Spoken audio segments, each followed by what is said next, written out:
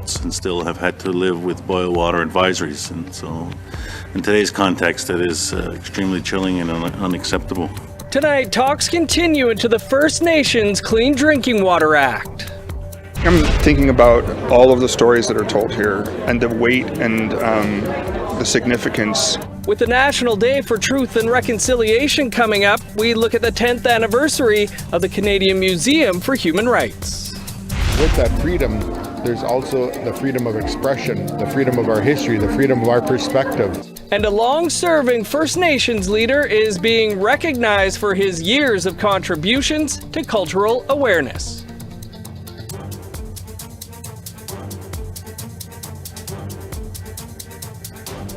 Good evening, I'm Dennis Ward. Welcome to APTN National News. The family of a man whose death is now under investigation by Ontario's police watchdog say they have concerns about his interactions with police and paramedics prior to his death. The Ontario Special Investigations Unit, or SIU, announced on September 16th they are investigating the death of a man taken into police custody in Pickle Lake. One of the man's daughters has confirmed to APTN News that the man was her father, Ronald Skunk of Mishkegoguming First Nation. According to the SIU press release, Ontario Provincial Police attended a business in Pickle Lake on the afternoon of Wednesday, September 11th. And while dealing with a group of individuals, officers noticed that someone behind them required medical attention. Paramedics assessed the individual and he was medically cleared. He was then arrested and taken to the detachment, where while there he went into medical distress and was airlifted to hospital in Thunder Bay, where he died on Saturday, September 14th. Family members have started a GoFundMe to help pay for funeral costs. They say Skunk, who was 59 years old, fell and hit his head. A family member who was there voiced their concerns to the attending officers, but say they were ignored. They say police told them they were taking him to the detachment to, quote, sleep it off. Skunk is the 8th death of an Indigenous person that occurred between August 29th and September 18th. All of the deaths are now the focus of investigations by provincial police watchdogs. An update now on a story we first reported in 2022. On June 4th of that year, a group of people were marching near the former site of St. Mary's Residential School in Mission, British Columbia. It was to raise awareness about children who attended the school.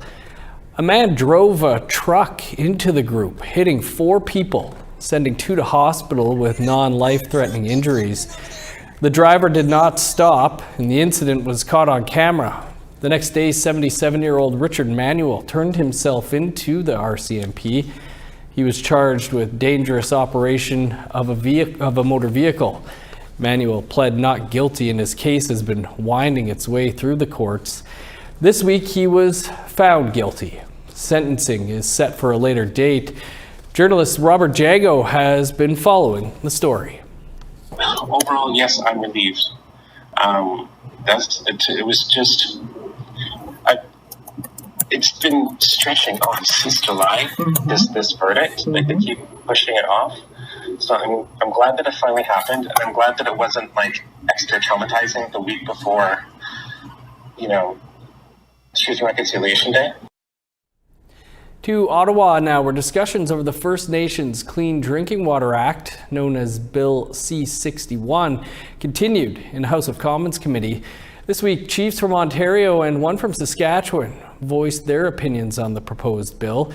Here's Annette Francis with more. During the Indigenous and Northern Affairs Committee, Ontario Regional Chief Abram Benedict said Ontario First Nations are the most impacted by the failure to provide clean drinking water. His message to MPs is the Act, while it's not perfect, must pass. There are entire generations that have been unable to see clean drinking water from their taps. And I recently had an opportunity to be in Escandaga, which is one of the communities that has had a boil water advisory for 30 years. And so when you put that in context, there's been children that have been born, raised, and now are adults and still have had to live with boil water advisories. And so in today's context, that is extremely chilling and unacceptable. First Nations consultant Irving LeBlanc said watershed protection zones and jurisdictional issues have to be dealt with within this bill. The federal government has to come in there, and as it's been said, federal government has to come in and I know this was mentioned, to make sure provinces work collaboratively with First Nations in terms of establishing these protection zones, because water doesn't end at the boundary. Water has no boundaries. So I think it's going to be one major area that will need to be looked at clearly. NDP MP Nikki Ashton questioned the chiefs about a current court action by the Shamattawa First Nation in northern Manitoba. 2 years ago, it started a class action lawsuit over the federal government's failure to provide clean drinking water. Chief Erica Boden of Cowessess First Nation in Saskatchewan said in spite of this, the bill needs to pass. We have opportunity with this bill, even if the government is currently faced with having to do the right thing. Yes, we acknowledge that the court has stated that they do the right thing, but we must still work together in order to ensure that the death toll goes down, that we have the safe water drinking, that we have adequate funding, that there are legal tools in our toolbox with the provincial and the federal and the First Nations. The committee will continue its study on Bill C-61 on Thursday. Annette Francis, APTN National News, Ottawa. Well, as we reported yesterday, the Congress of Aboriginal Peoples is now headed by new leadership. The organization was founded 50 years ago and recognized as an Indigenous organization representing First Nation, Métis, and Inuit off reserve. But over the years, it's been left on the sidelines when it comes to getting attention by the federal government. Brendan Moore is Mi'kmaq from the Elsipogtog First Nation in New Brunswick. He said getting a higher profile for CAP is his priority. Moore said there's a lot of work to do, starting with creating ties with other Indigenous organizations. Well, we're going to have to start building relationships, and we're going to have to start getting known. We're going to have to start meeting with all of the various Indigenous organizations and communities and start to build trust at that level and have people understand that we're working on those things as well. And we'd like to understand what their perspectives are on it so we can come together and become more unified. The Alberta RCMP are asking the public for help in locating 15-year-old Ava Three Fingers. Three Fingers is originally from Camrose, Alberta, but might be in Edmonton, Calgary, or Maskwacis. The teen has not been seen since July 30th near Camrose. RCMP said there is concern for her well-being. Three Fingers is 5'3" and 120 pounds. Anyone with information on her location can contact the Camrose RCMP. Cassidy Caron, the president of the Metis National Council, is speaking out regarding both the Manitoba Métis Federation and Métis Nation Saskatchewan withdrawing from the MNC. In a statement, Caron notes the successes she has helped build in her 3-year term, including rebuilding the MNC to be more transparent, accountable, and ethical, and promises the work will continue with the federal government to find solutions to the unique and ongoing challenges faced by Métis citizens. Despite this work and numerous reforms, she says the MNC is now at a crossroads, saying individual Métis governments like the Manitoba Métis Federation and more recently Métis Nation Saskatchewan are choosing to work independently. She says while it's their right and respects their decision, she also believes there is more strength through unity and standing together as one Métis nation. In her statement, she zeroes in on the current leadership, adding, "I believe that some leaders have forgotten about our greater responsibility to each other and to nationhood. The unity we are striving for is being divided by the self-interest, impatience, and ambitions of a few, rather than the collective aspirations or values of our people." The need for a strong national voice, collaborative engagement, and respectful dialogue between all Métis has not and will not change.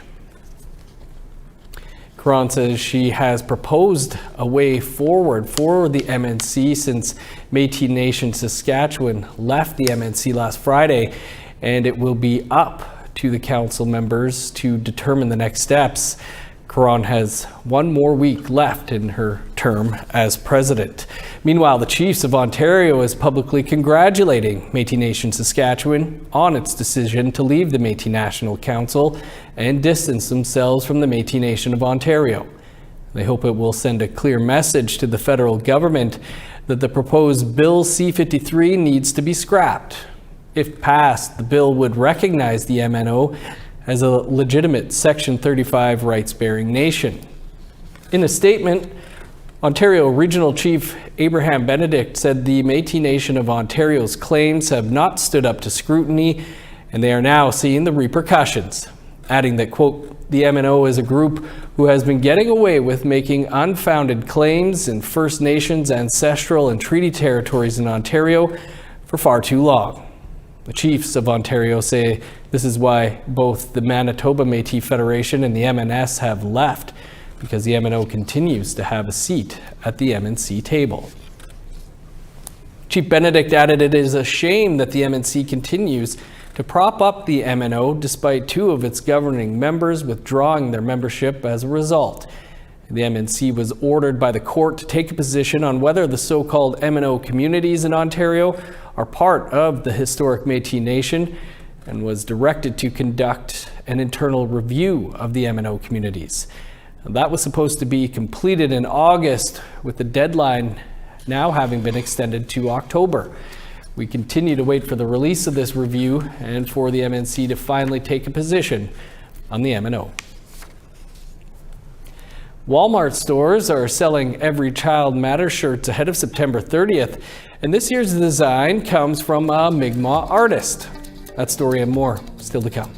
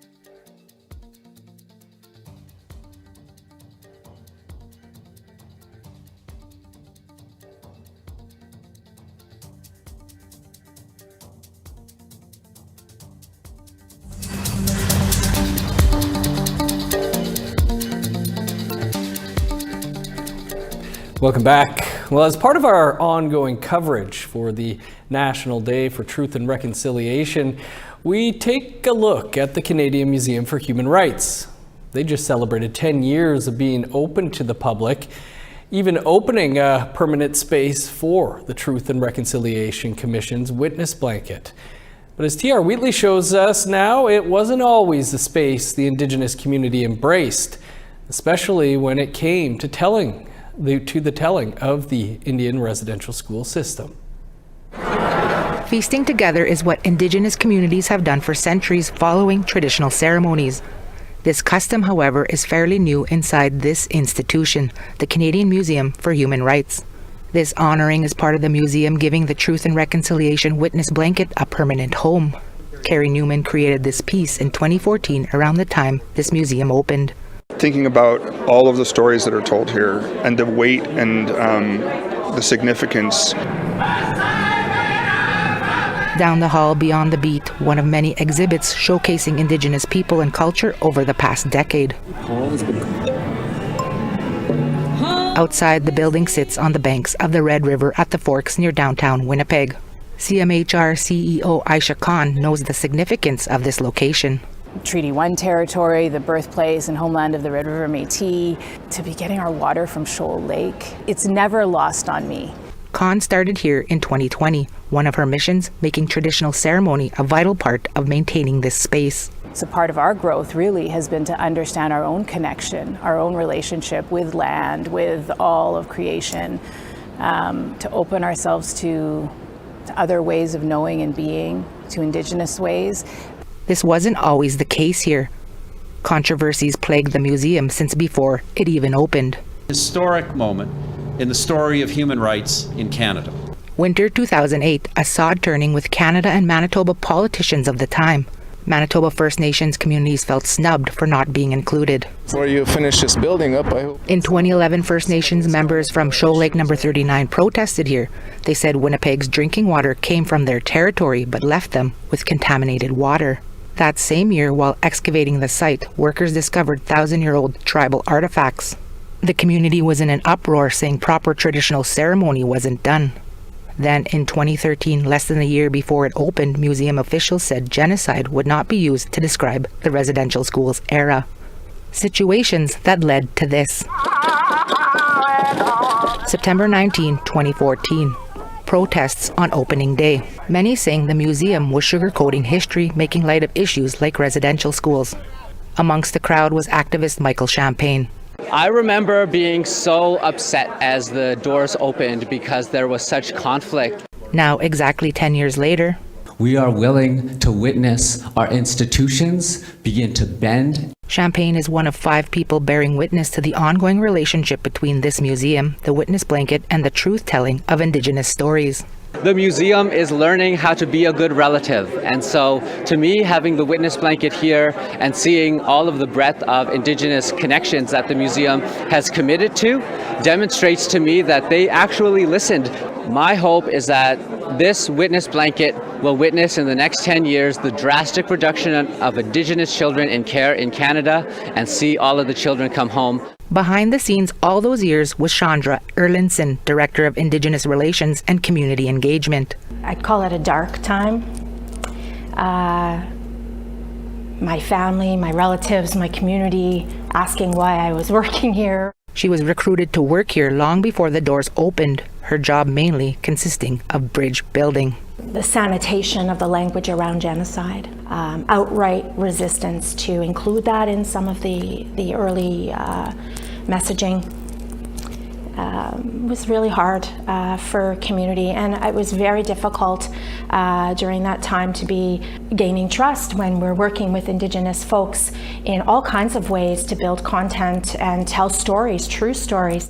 How big are your hands in comparison now to what they were then? Stories like this one Newman shares of his own daughter's handprints on the witness blanket door from a decade ago when she was 4. I think about how I started making this for my dad, like in honor of him. I wonder, how does that translate for her? How much stronger does she become? Stronger in truth, something activists set out to do many moons ago. to ensure traditions and history of the original peoples and their land are at the forefront of this space dedicated to human rights. T.R. Wheatley, APTN National News, Winnipeg. Thanks for that, TR. Still to come, a First Nations leader in Ontario is being celebrated. That story and more coming up after the break.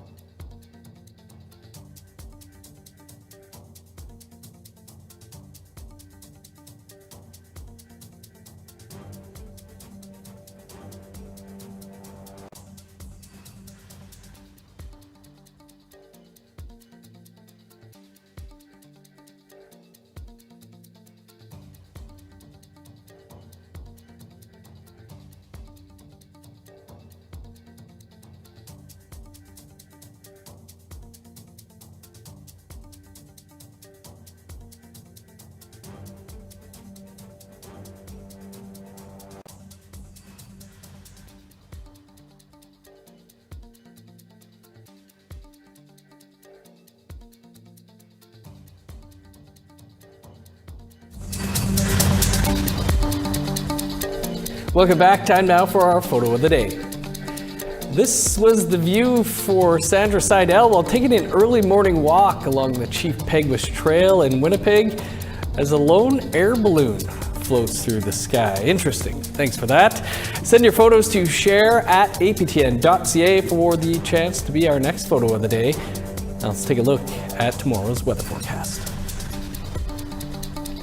Starting on the East Coast, showers and 20 in Halifax, 19 with rain in Charlottetown, 20 in Kuujjuaq, 15 in Nain, showers and 16 in Montreal, rain and 14 in Val-d'Or, 21 with rain in Sault Ste. Marie, showers and 18 in North Bay, 23 for Thunder Bay and Sioux Lookout. In northern Manitoba, 20 in God's Lake, Thompson, and Norway House. Sunny and 26 in Winnipeg, sun's out and 27 in Dauphin, 30 under sunny skies in Regina and Swift Current, 28 in Meadow Lake, 25 in La Ronge. In northern Alberta, showers and 17 in High Level, rain and 18 in Fort Chip, 29 with rain in Edmonton, sunny and 30 in Lethbridge. Showers and 17 in Vancouver, 19 with rain in Kamloops. 12 with rain in Prince George, showers and 13 in Smithers. 5 with snow in Old Crow, 11 in Whitehorse. 13 in Yellowknife, 8 with rain in Norman Wells. 5 in Sax Harbor and Pawlatuck. 8 in Chesterfield and Baker Lake, 7 in Whale Cove. 3 in Resolute, 4 in Igloolik.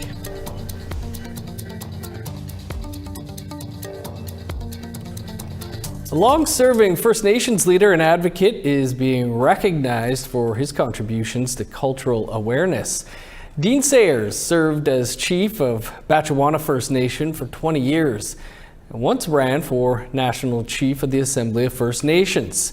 Recently, he received a Municipal Heritage Award from the city of Sault Ste. Marie. APTN's Mike McDonald reports. It was in front of a predominantly non-Indigenous audience that former Batchewana Chief Dean Sayers received his award. It's a position he frequently finds himself in. Organizations, the groups that I speak to now are mainstream Canadian people that are hungry for the perspective that might come from one of the Indigenous people in the area. I find there is quite the embrace of the perspective and the insights that are brought by an Indigenous person as opposed to somebody that talks about Native people. The award recognizes contributions to Sault Ste. Marie's cultural heritage. Sayers was instrumental in the creation and development of the Voices from the Gathering Place project, which serves as a historical resource for the Sault Ste. Marie region. Sayers says there was once a time when being recognized by a non-Indigenous entity for Indigenous cultural contributions was unheard of. It wasn't that long ago when we weren't allowed to talk about who we were.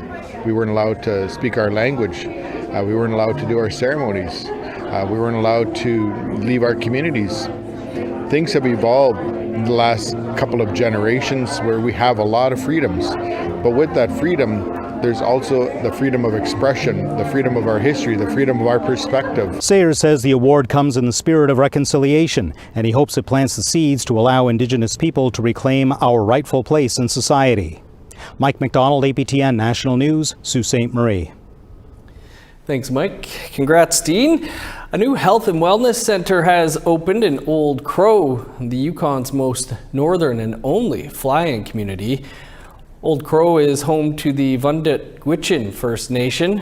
The new health center replaces an outdated facility from the 1970s. It will offer a range of health and social services, including primary health care, mental health and substance use counseling, home care and family support programs. Yukon government says the center will also host regular visits from nurse practitioners, doctors, and allied health professionals to help provide ongoing high-quality care. Good stuff. Well, that's all the time we have for your APTN National News for this Tuesday. For much more, you can head on over to our website, aptnnews.ca, and be sure to join Creason at 1 p.m. Eastern Time here tomorrow for your first look at the day's news. I'm Dennis Ward. Marcy McGuitch, thanks for being with us. Stick around for an encore presentation of Face to Face. Our guest tonight is Cody Lightning, and we discuss his career and the hilarious mockumentary, Hey Victor. That's next. Have a good night.